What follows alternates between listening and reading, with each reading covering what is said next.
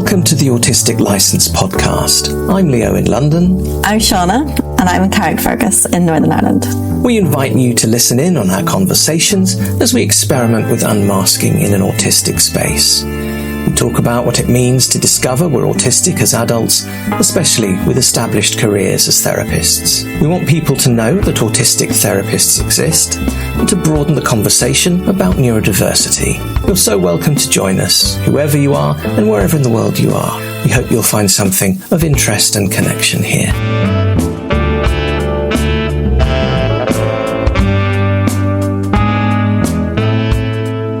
Good afternoon. I nearly said good morning. It's not anymore. We're 18 minutes into the afternoon. We are. Listen to your husky voice. My husky voice. Yeah. Yes. I've tested positive for COVID for the first time in April 2024. It's ridiculous. Always late to the party. Late to the party, although you've probably joined the party before, but I think not with a positive test. Not with the test, no. I'm pretty sure I've had it a couple of times already. Have you had these same kind of symptoms? No, this actually feels pretty mild in most ways. The biggest thing is feeling tired, not having any energy.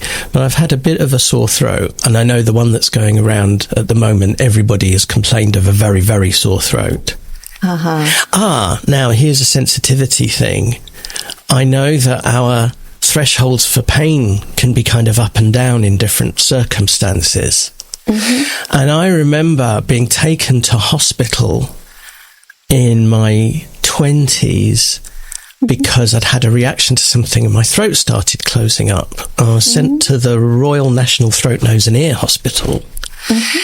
And I had a camera put down me and I had to look around. And anyway, I just remember the nurse saying, "Oh, we'll get you some really strong painkillers." And I said, "But I'm not in any pain." And so you must be. Your throat is so, really, really inflamed. So there is something about my throat. Now, I'm not saying that's the case with all pain. I'm definitely sensitive to pain in other ways, but apparently in my throat I don't feel it so much. So maybe it's maybe this is I've dialed down what's actually going on in my throat, because everybody else has talked about gargling razor blades with this particular strain. I really don't feel that. Okay. I feel maybe. So, is there anything that you want to talk about today? Don't know. There are all kinds of things we could add to previous recordings that we're thinking of putting together, or we could pick up on some of the things that you picked up on maybe from our last episode.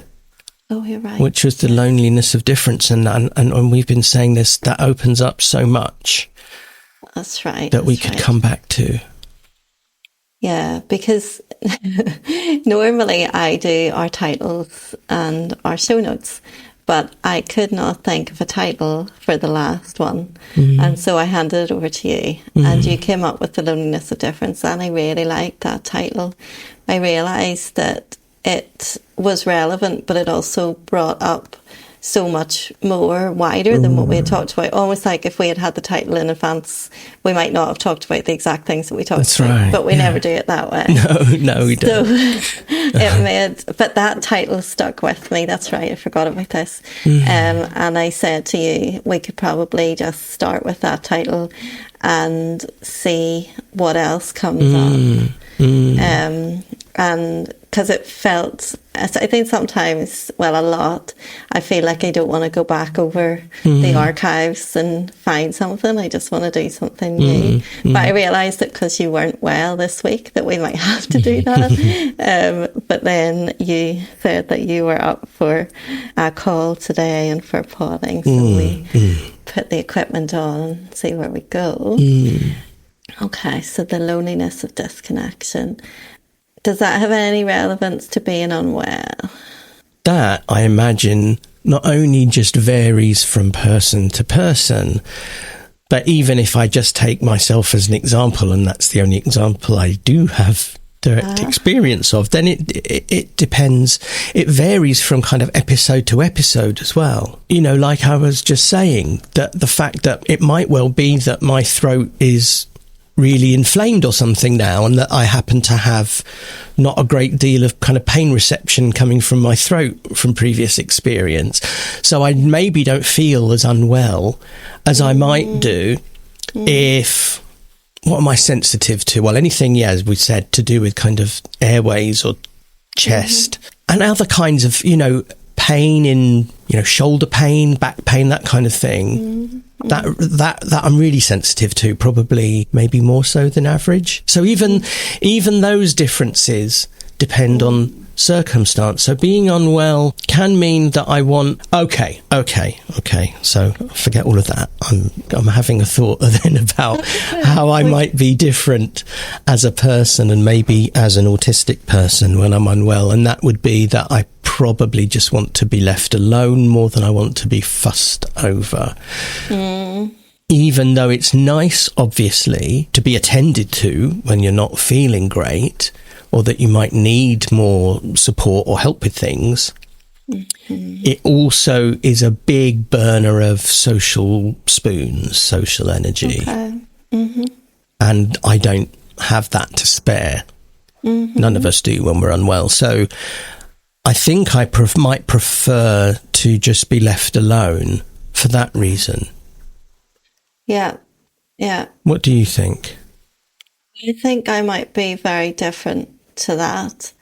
I think that I deep down want to be attended to more because I get very, very scared often when I'm not well. So I think that whole, when I think, and I only just made the arbitrary leap to being unwell because I was inviting you to speak to see if we could find a kick-off point for talking about disconnection. But it got me thinking about, like I've said, the places where I feel most vulnerable being autistic are in hospitals and in airports. Yes. And definitely the whole healthcare system makes me very aware of my autism.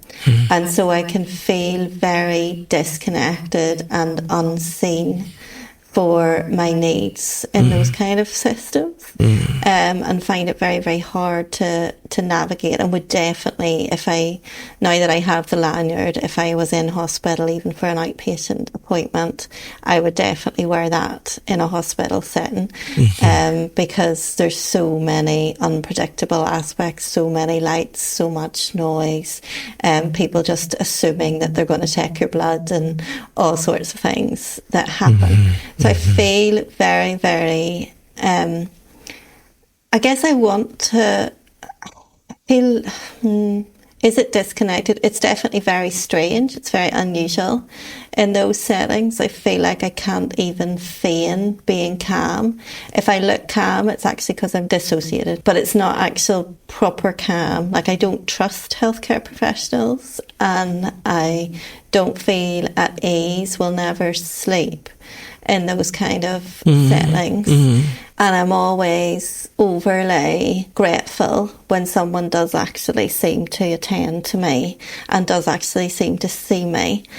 And I guess whenever you talk even about like your throat and your capacity for pain, there's also something around where if I don't feel like anybody's going to help me manage my pain, and I do it myself, then it can look that way, but it's not necessarily that way. So like, and obviously everybody, the worst type of pain is probably giving birth. But I remember like during that being like, I'm in labour, I'm actually in labour here, but because I didn't look like I was in labour, they didn't believe me. And then of course they did their tests and were like, fuck, you are in labour. And I promptly threw up all over them, which confirmed it even more, because that's what sometimes happens. Well done. Excellent. Excellent. Good to hear. It was like, because I didn't look like I was, but I was actually pretty dissociated, as in, I wasn't just, I feel like I'm jumping on things to try and make connections here, and I'm kind of pissed off at myself. But the thing is, when you do that, it's always, I would say, because there are connections. I don't think that happens and then it turns out there's no connection. You just may not be aware of it, and you may be discovering it as you speak. So I would encourage you to lean into that. Wow, you still got therapy skills even though you're not well. It never leaves you if you're a genius. I know. That's it's kind of like whenever you said to me the other day, though, I look amazing. I was like, no, I'm sure you don't look amazing. But okay, you still got some therapeutic skills. Thank you. High praise anyway, indeed. Back to giving birth. Yes. I guess that maybe there was dissociation then, but what it was like for me was going really internal.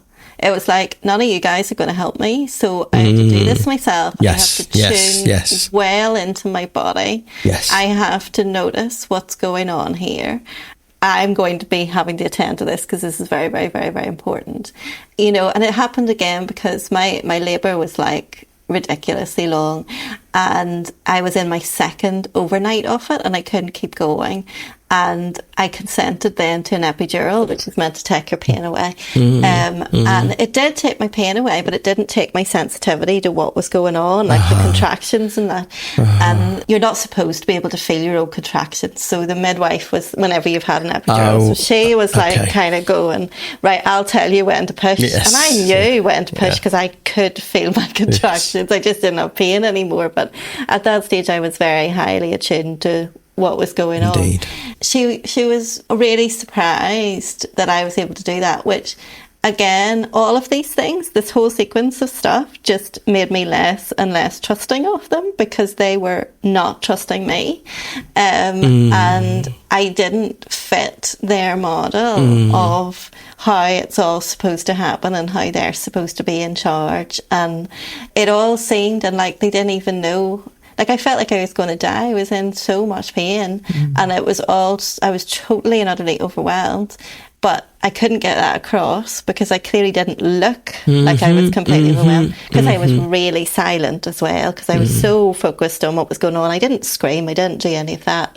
So in many ways I didn't look. And then I told them how things were, and of course they didn't believe me.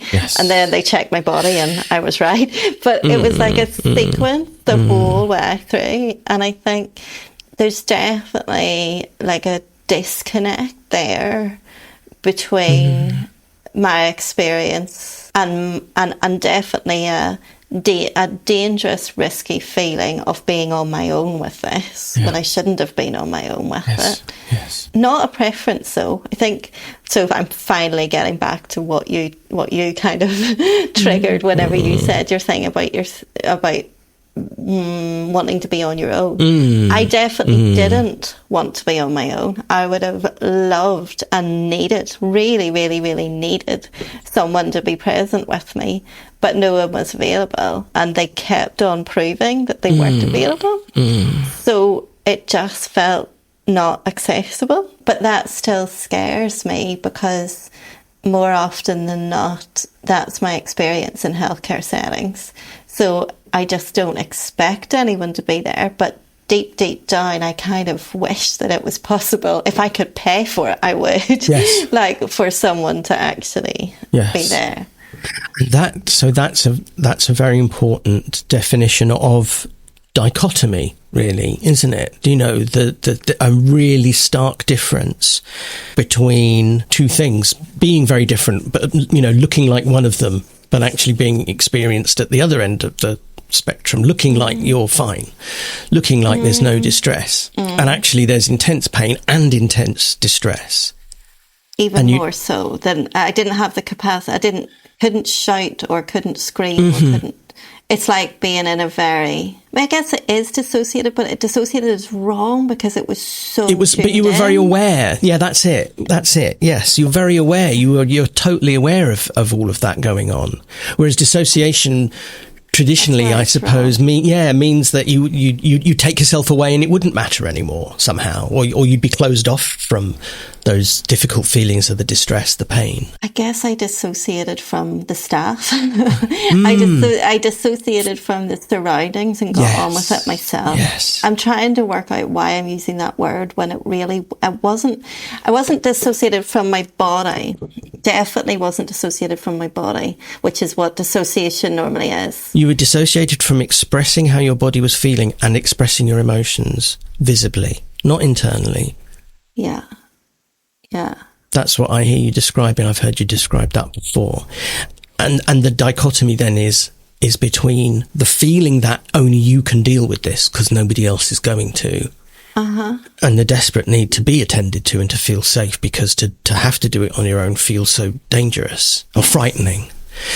Yes. You see, I think we're a very good match then for being ill and being carers in that way, because actually, although I was saying what I want when I'm unwell is to be left alone and just to get on with it myself and not have to perform for anybody or explain or burn social spoons that way.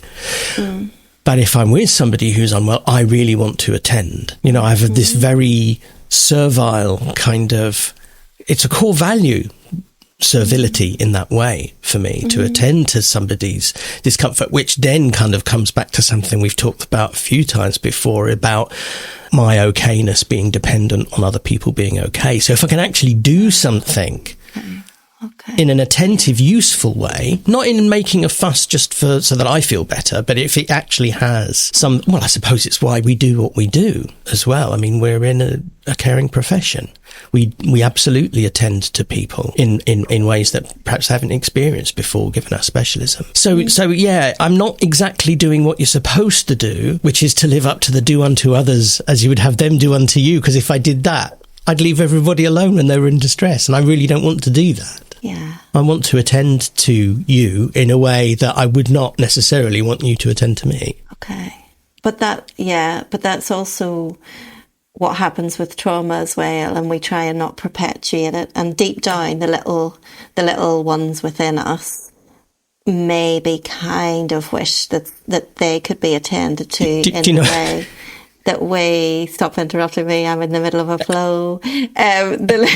The little ones within us want to be attended to in the way that we're attending to other people. And that is, sorry. Yeah.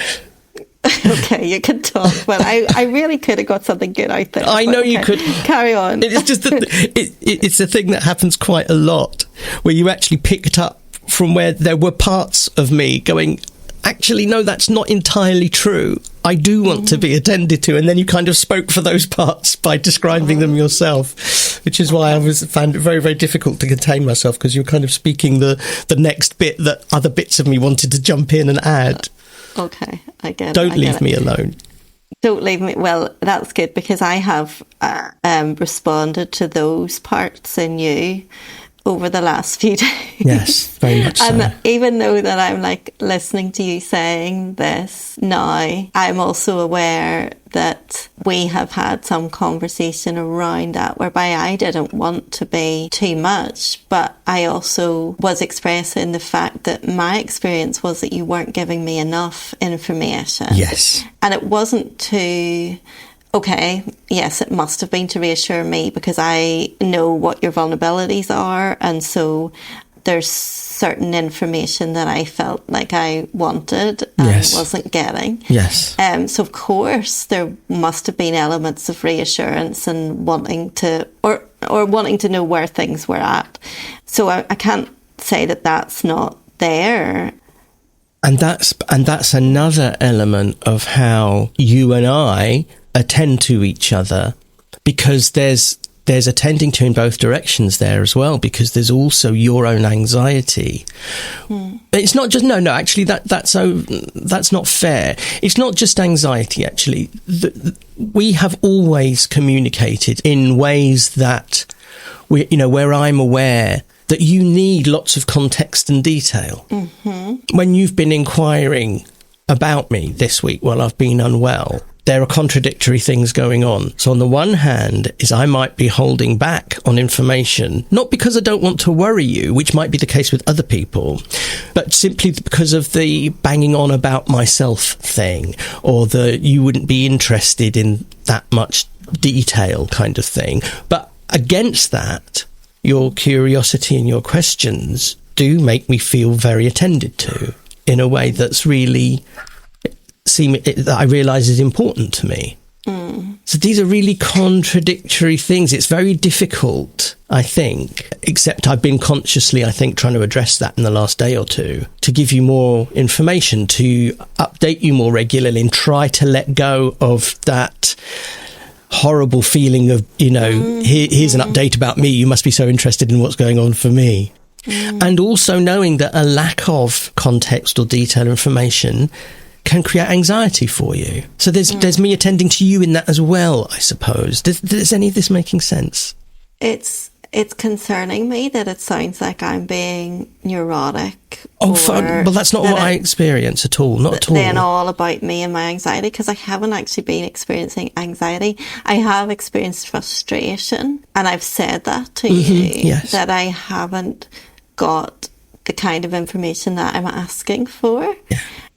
I'll tell you why it doesn't make you sound neurotic. Is that the word you used? Yeah. Yeah. Because I feel attended to in it. That's the difference, isn't it? This isn't me face palming going, oh, she's making such a fuss about nothing. I'm fine. Why doesn't she leave me alone? It's the opposite of that. I actually feel cared for and attended to by your curiosity. I feel really dissatisfied with that interaction. I don't know why. Okay. I wonder if it's just because I have those competing messages coming from you, whereby do I respond to the vulnerability that I know is there and the possible loneliness or disconnectedness that you might lean into, or do I respond to surface level, he's probably asleep and doesn't have spoons, to respond or to text. So I can see all of those things. And that's difficult. None of this is simple, is it? None of these questions are simple, because both of those things are true in, alternating episodes, most likely. Sometimes I am, you're right. Sometimes I am actually asleep. I've just conked out. So there's no response.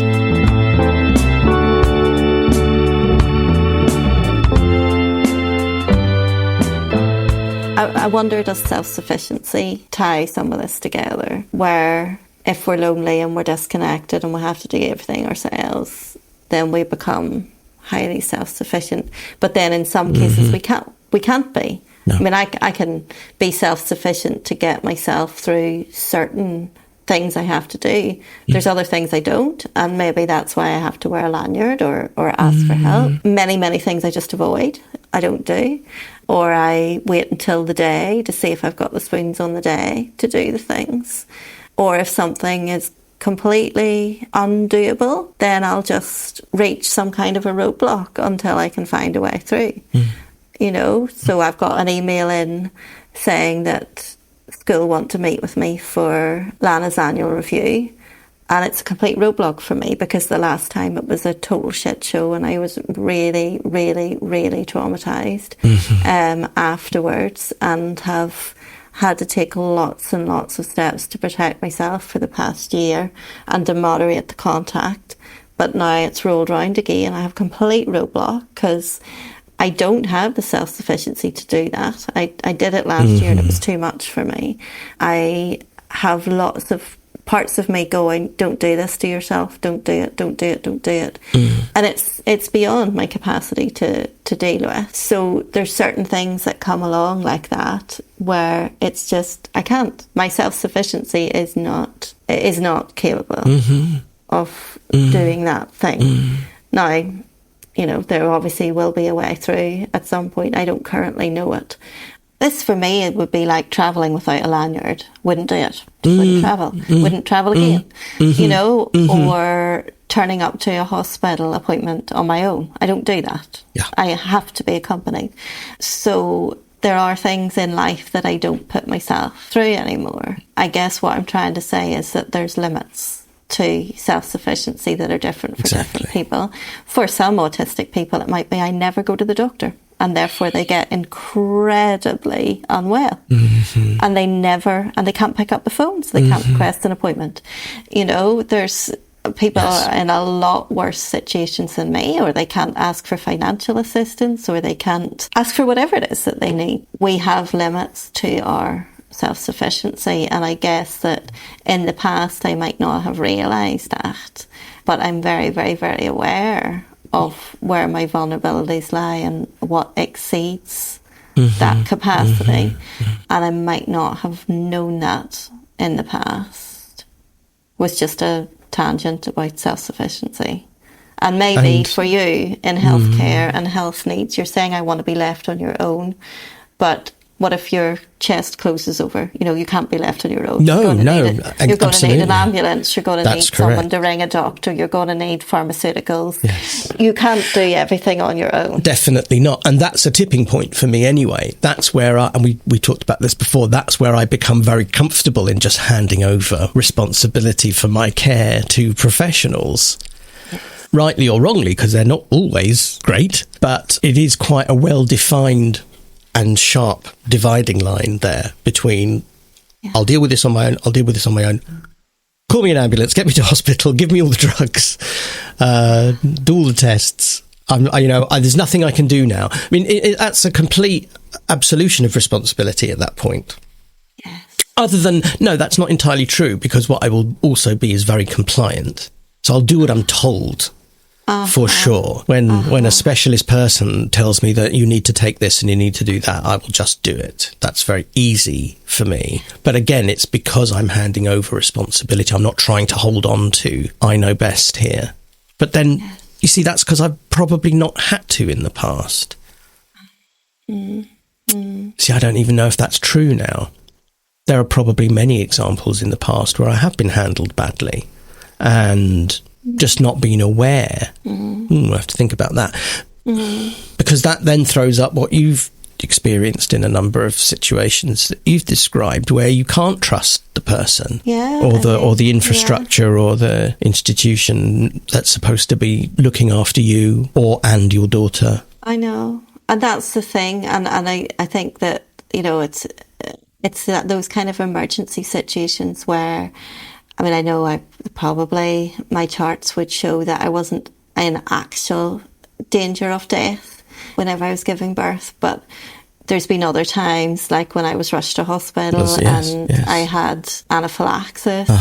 They discharged me too soon and I had to be rushed back in an ambulance the next day. So I was actually in danger. That's right. So they didn't treat me properly. And another time when I broke my back, and actually I was really careful with myself until they did an x-ray, and then the x-ray showed the break, and the doctor who was dealing with me sort of didn't look at it properly and was being really, really careless and lackadaisical. And I thought, well, he's seen the x-ray and he seems to be okay, so I'll get up and go to the toilet, which I did. Could have made myself disabled in the process. Absolutely. Then later on, you know, and again, I didn't have the pain I was supposed to have. You know, I shouldn't have been able to move. I could.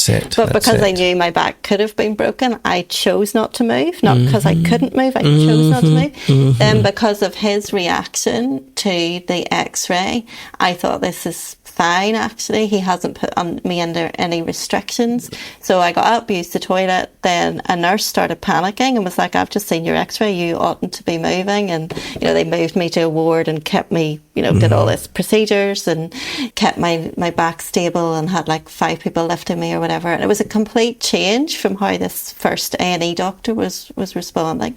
And I mean, I did end up like the people who dealt with me then, dealt with my back, made a complaint. I made a complaint. It was upheld.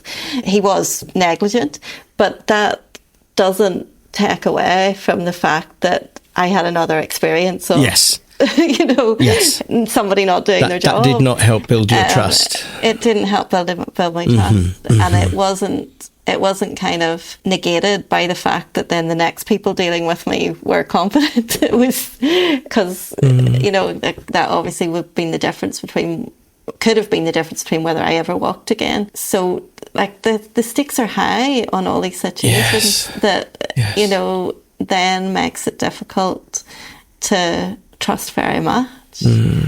And we need advocating for in a different way. Yeah. This was not actually necessarily to do with me being autistic, I don't think. Well, just, I would say that there's an element of it simply because of the, you know, that dialed up, dialed down sensitivities thing again. You know, how you understand what's happening to your body, how you feel discomfort and pain in certain circumstances and don't in others. That these are all atypical, and they absolutely do result in us being treated inappropriately very often.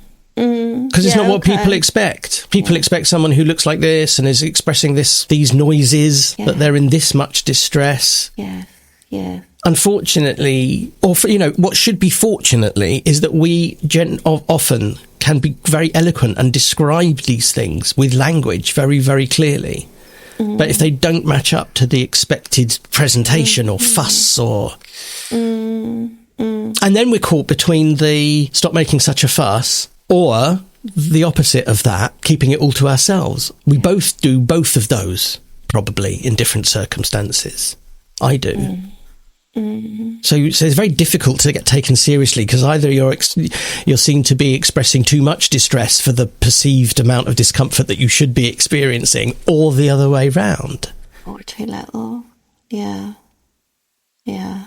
And we have to, like, I remember in that situation, I had to do so much extra work to try and assess, because on face value the doctor was behaving one way, and I remember kind of thinking, he's kind of young, you know. I remember peeking round the curtain and seeing him on a computer away, I can still see this, quite far away, but being able to pick him out and seeing him laughing at the computer screen and kind of going, okay, so has he seen my chart or is he on Facebook? You know? And you know, like, yes. But I remember kind of rationalising and working it out. And did I make a wrong call? Well, yes, I did make a wrong call. I shouldn't have trusted him on gut instinct. But actually, there's something around having to assess everything all together. There was probably other things that made me think I should trust him. Maybe it was a time delay in between things. Maybe I was also watching. I knew the order of the people that had to be seen, and like I'm always so vigilant that I can tell what their system. I can work out their systems. I can work out who's doing what, who's meant to be where. That's right. You know, and see where it's going wrong. See where it's all. And so kind of like, well, okay, if they were really going to deal with me and move me, they would have done it by now. So they haven't. Right. So everything together looks like this.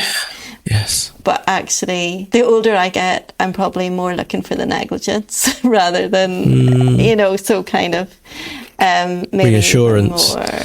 More, don't know.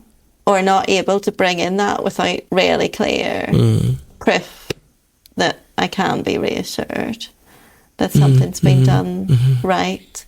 Yeah. At every stage of everything we've talked about, we keep getting faced with this fork in the road, you know, and then new ones each time. So it becomes like I think to put context around what you were just saying, it gets more necessary to be taken seriously and to be attended to in the right way, but it becomes less likely, or it becomes... You need to be less self-sufficient in order to be attended to well, but you need to be more self-sufficient to cater for the fact that you're not. Yeah.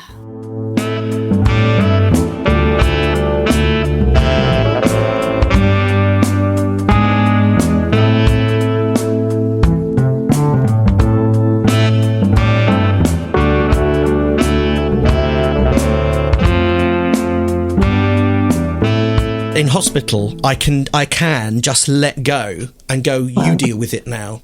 Because I think, again, it's for similar reasons, but it's an opposite reaction, isn't it? You know, I spend all my time being a really good patient, kind of, in that I look after myself. I know what to do. I know all the care plans. I know what is going on medically. I don't exaggerate things in my head, I don't think. In fact, I've learned not to discount so much, actually. So I'll admit to how ill I am, usually. So because I'm managing everything all the time, for myself and for others, usually, because people around me don't take themselves seriously as well.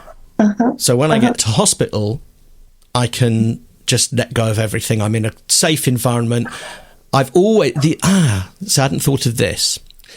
We talked a conversation or two ago about noise at night time, didn't we? And how I'm okay now, actually. I don't mind. I quite enjoy dark and silence in certain circumstances, but certainly as a kid, definitely not. And so one of my favourite bits of my life was when I was 17 and I flukily got this job as the drummer in the Grand Metropolitan Hotel in Dubai. I was living in a hotel and there was 24-hour room. There were always people around. Always. So if at 3 a.m, I could go down, and one of my friends was one of the room service chefs in the 24-hour kitchen. So I would go down and make myself a sandwich and chat to him for a while. That was so comforting to me to know that there were people up and about and doing stuff 24 hours a day. That was hugely comforting. And hospital, of course, is that dialed up because they are there to look after you. So I allow myself, actually, I just do it. I just release all responsibility. This is not my problem anymore. Other people are going... That's not to say I don't still monitor everything, which I absolutely do. I know exactly which bits of care I'm getting when, and when it's not happening, who to tell. So actually, I'm still vigilant. I'm still running things in my head. But I'm totally comfortable. When I had my bariatric surgery, I was going to be sent home. I was going to be sent home at one point. Then it looked like I might have this infection. They kept me in a couple more days. And I know most people would just be doing anything they can to get out. And you're nodding and smiling. I know. And I wasn't confident on the day that I was due to be released. I wasn't confident about managing my pain. I was nervous that I wasn't going to be able to manage it, and I told them that, and they said, we'll keep you in another day. And I basically decided when I was going home, which was actually the next day. Wow. Very different, but I think for similar reasons, though. We're both scared about being looked after.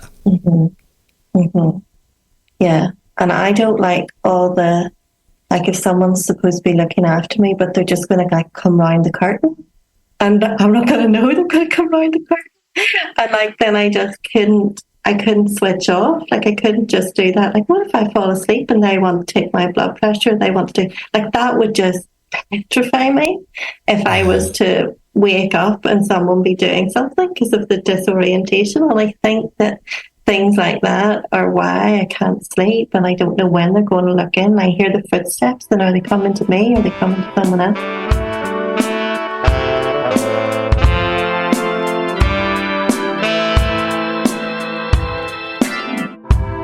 Both of those things are not familiar for you, and so... No, they're traumatic. They were traumatic. I could have died. I could have broken my back on one occasion. I could have died on another occasion. Like, you know, they were... Although I could have died on a number of occasions, most of them were familiar things that I've lived with all my life, mostly to do with asthma and chest infections. The one time that it was very unexpected, which was when I was severely diabetic, there's only a few years, just that it was weeks before my surgery. And so it was a time when I'd become insulin dependent. So I was injecting insulin and it had been changed around so that you had to measure how much insulin depending on what you'd eaten. And you have to do some maths in your head. And I'd only been doing it for a couple of weeks. And I did the maths wrong by a factor of 10. And I realised what I'd done just as I plunged the syringe in. And I thought, I've just given myself 10 times as much insulin as I'm supposed to have done. Rang the doctor, who said, what you've just done is potentially fatal, so I've called you an ambulance. And that was not an experience of enjoying being in hospital and feeling safe. So similar to what you experienced there, when it was unexpected, of course, then I had a very much more autistic reaction to trusting the world. Yeah. Whereas when it's something familiar and that I'm used to managing myself anyway, God, it's complicated, isn't it? It's really interesting, though, because you've just put that context around it that I guess I hadn't put around it before, because I wouldn't have ever been in hospital. I haven't been in hospital. I've obviously been fortunate enough not to have to go to hospital for anything that was planned. So yes, the 2 times that I went were rushed in with blue lights in an emergency situation. So that's a very different way to arrive in the midst of trauma, and as opposed to that does actually make a lot of sense. But that's what stays with me when I associate with hospital. Like, it's hard for me to associate in any other way with a hospital. Yeah. And the other thing as well, just as I know this is all about really my narrative, actually. I don't know how useful this is. But the specifics of it were that all of my hospital admissions, the ones I'm talking about, were all in the Whittington Hospital, which is where I was born. Oh, the hospital. And I know it really well. And of course, because I was asthmatic, diabetic, I had loads of consultancies for about 10 years up until my surgery. I had a consultant appointment at the Whittington with somebody pretty much every week. For years. There was always a stack of appointment letters organised beautifully with post-it notes and of course. So I knew the hospital really, really well as well. And in fact, one of the times that an ambulance was called for me, because where I live now, that's not my local hospital, is one that's nearer. I said, I'm not going to the North Mid, I need you to take me to the Whittington. So there was that as well. There was their safety in the familiarity of knowing where everything was, knowing all the consultants who came to visit me while I was in. These are all totally different. Gosh. But in terms of being just ill at home, having a cold, flu, and in fact, non-emergencies, but discomfort. Yes. There are things about pushing through and discounting, and there are things about being super sensitive to physical discomfort. Both of those things at the same time. Both are there. And I think from what you're saying, we both experience both of those. I don't know if I pushed through. I don't know that I would ever have pushed through. I think I'm like you in that I had parents who would have pushed through and would have assumed that I could push through. And so I would have sort of been made to do that. But then as soon as I was on my own, I would have taken it all very seriously, because I did feel very much on my own. Well, if you're not ever responded to in a useful way, then you give up. You do give up, or you manage it yourself. All the stuff that I did growing up, right into my 20s, around being ill, was in some way challenged, doubted, or criticised. And then later on, found out through my own work with professionals, and that this was all true. These were all real things.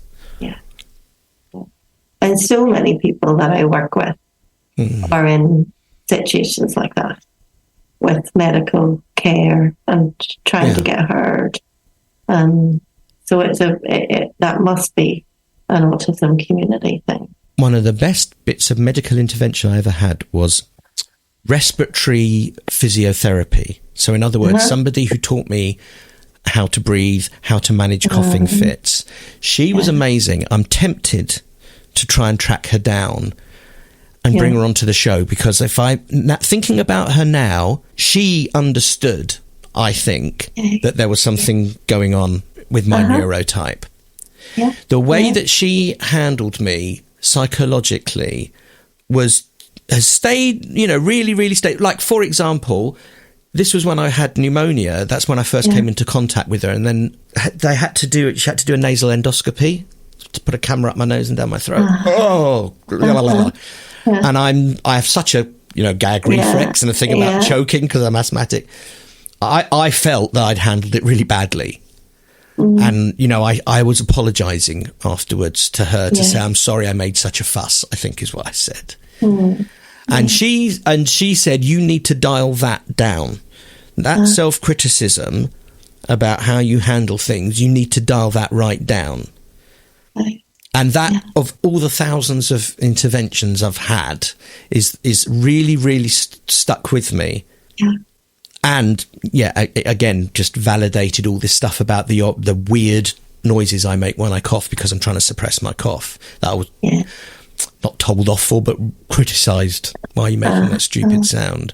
Yeah. You don't understand how bad this cough is that I will do anything to stop doing it. Yeah.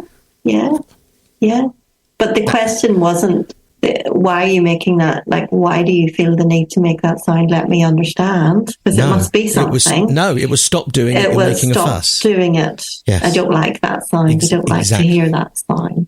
Yes. Yeah. Yes. Yeah. I don't like that behaviour. Yeah. I had a lovely experience when I went for my COVID vaccine. Because I was petrified because I hate letting anybody anywhere near me. And I don't normally have to. But I decided I wanted to get the vaccine. So this was when they first started giving them out, and my age had come up that I was allowed to go. But I couldn't cope with certain venues to go to. And I did actually go to the outpatients at a hospital because they would give you an exact time, whereas a lot of the places you had to go on queue. So I went at my time and I was crying uncontrollably, and somebody saw me and gave me this person who obviously deals with people like me, and she whisked me away into this private room, and she said, okay, tell me what, she said, you don't have to do this. If anybody's pressuring you, you don't have to do this. That was the first thing she said. And I said, no, I chose to come myself. She wanted to know if I had somebody who had driven me, and I did. Becky had taken me, and Lana was in the car. And she said, okay, well, what, is there any questions? What do you want? What do you need? And within 5 minutes, she had me completely calm and willing and open to have the injection. If I hadn't have been responded to in that way, my nervous system reaction would have been through the roof. I'd have been put in a queue. I'd have felt really self-conscious. I'd have got panicky and I'd have run out. But because they had some kind of procedure for people who were very upset, and because she literally took me by the hand and took me in there and acted like she had all the time in the world. Now, this was a time when it was really busy. They were trying to get everybody vaccinated. Yes, that's right. Even though you had your time slot, you still had to be in a big room with lots of people and sit round in a circle and things like that. But they had this little room set up, obviously, for people like me, and they knew what procedure and who was going to have that person. And she made me feel like if I needed half an hour, I could have half an hour. But I didn't. No. I just needed kindness for a few minutes. And then it was done. It was done. And then she let me, the way you had to sit to check there was no reaction. She came in, she probably touched my shoulder, told me I'd done well, something like that. And then that was it. That's and exactly I was like, the same. Yes. It wasn't much, but it was so much more than I expected, and so much more than I would have thought would have happened.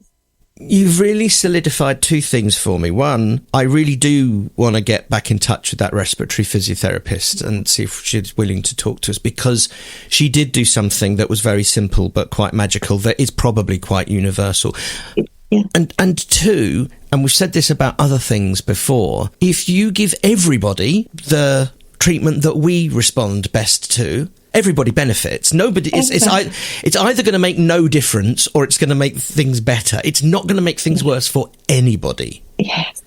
Yeah. And that's true of communication particularly. Yeah. Gosh. Yeah. But not everybody has those skills. Not every healthcare professional has those skills. Like, actually, it seems so simple. And you and I know we could have done exactly what that nurse did. Exactly. It's not a big deal, really. But it was actually very profound. And it was clear that, someone had thought about it and someone had allocated her. And maybe they got 10 people a day that were like that. I don't know. But she just was able to you got the job done. You got another person vaccinated. But also you sent them out in a calm way. Of course. And then I went back for the other one, Like I wasn't I wasn't traumatized, Yes. but it could have been a really horrible experience. Yes. That would have then led to me having more anxiety about, Absolutely. then I'm not protected, I don't have a vaccine, right. because at that time there was a lot of, Yes, but yes. it just really showed me that when the right person is there and they have a really simple intervention, it doesn't take too long. Like, really didn't take much longer to give me that vaccine than it would have otherwise if you had left me in the queue. Like, really, it was very, very helpful for me. Ricky was going the next week to get his, and I knew the person's name, so I wrote her a card. And he took, you looked after somebody called Shauna, and and she remembered. So it was lovely because I wrote her a card and she got it, because there wouldn't have been any other way to find her, only that she was there and I knew her first name and he was going back to the same place. But that was really nice to get to say thank you, and then for her to remember, So, years later, so my pneumonia was 2012, my surgery, so about 5-6 years after I'd worked with this respiratory physio, I was having one of my last consultant appointments with respiratory, and I saw her in the corridor.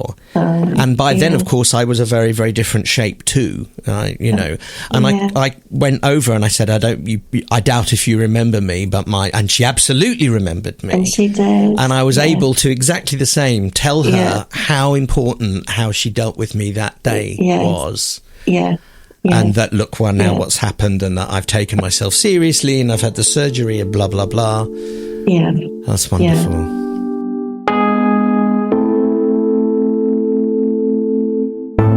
Thank you for listening to the Autistic License podcast. You can connect with us via Instagram, Facebook at autisticlicense.com or by email at autisticlicense@gmail.com. At this point, Leo likes me to spell the word license because we spell it in different ways in different parts of the world. We spell it LICENCE. We also have a thriving Facebook community. You can search for Autistic License Shauna and Leo on Facebook, or you can click on the link in the show notes.